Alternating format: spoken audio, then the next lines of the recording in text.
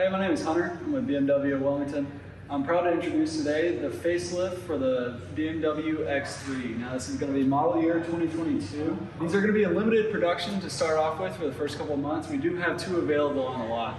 Now today I'm comparing our facelift to our previous style 2021 BMW X3 right here. These are both M Sport and similarly equipped. So let's start off with the front. You can see a little bit more aggressive with a pivot grille. Air intakes on the bottom and the sides. We also are now offering Shadowline headlights. So it's going to black out the headlight housing around it, give a more aggressive style. You see some new wheel styles are offered, and these are also a larger wheel style. You can see that there with a 21-inch wheel. All right, taking note of our previous model year styling along the trunk, I'm going to show you some new features that we see on the 2022 model year.